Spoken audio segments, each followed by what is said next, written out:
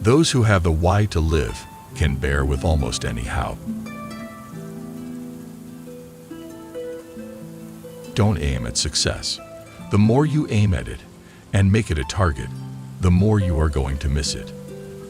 For success, like happiness, cannot be pursued. It must ensue, and it only does so as the unintended side effect of one's personal dedication to a cause greater than oneself. An abnormal reaction to an abnormal situation is normal behavior. In some ways, suffering ceases to be suffering at the moment it finds a meaning, such as the meaning of a sacrifice.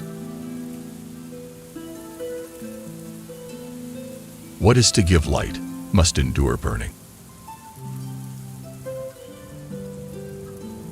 No man should judge unless he asks himself in absolute honesty whether in a similar situation he might not have done the same.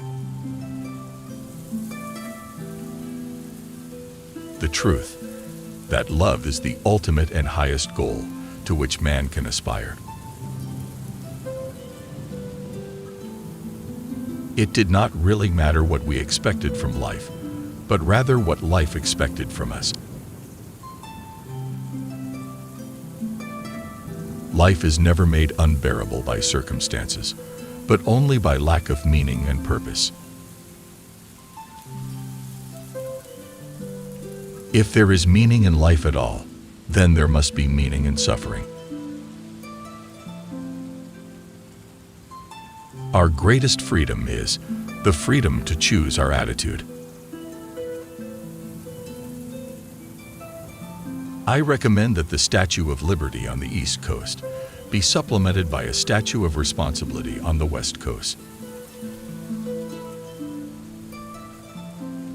For the world is in a bad state, but everything will become still worse unless each of us does his best. Everyone has his own specific vocation or mission in life. Everyone must carry out a concrete assignment that demands fulfillment. Therein he cannot be replaced, nor can his life be repeated. We cannot, after all, judge a biography by its length, by the number of pages in it. We must judge by the richness of the contents. Sometimes the unfinished are among the most beautiful symphonies. What man actually needs is not a tensionless state, but rather the striving and struggling for some goal worthy of him. What he needs is not the discharge of tension at any cost, but the call of a potential meaning waiting to be fulfilled by him. Man is originally characterized by his search for meaning rather than his search for himself. The more he forgets himself, giving himself to a cause or another person, the more human he is.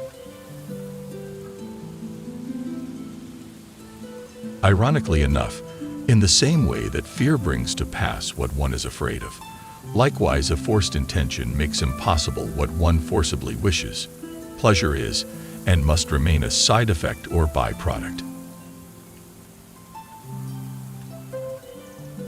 When a person can't find a deep sense of meaning, they distract themselves with pleasure. To suffer unnecessarily is masochistic rather than heroic.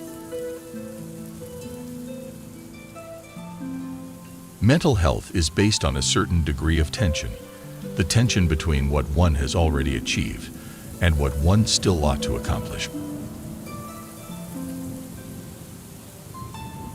To the European, it is a characteristic of the American culture that again and again, one is commanded and ordered to be happy, but happiness cannot be pursued.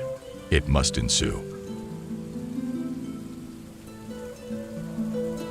The crowning experience of all for the homecoming man is the wonderful feeling that, after all he has suffered, there is nothing he need fear anymore, except his God. The meaning of life is to give life meaning. Life is not primarily a quest for pleasure, as Freud believed, or a quest for power, as Alfred Adler taught, but a quest for meaning.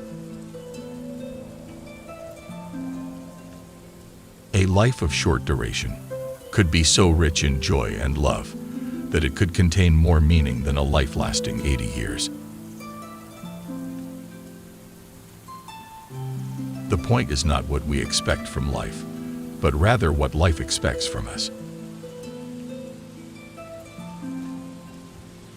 Since Auschwitz, we know what man is capable of. And since Hiroshima, we know what is at stake. Which quote did you like the most? Share your opinion in the comments. And continue enriching your mind.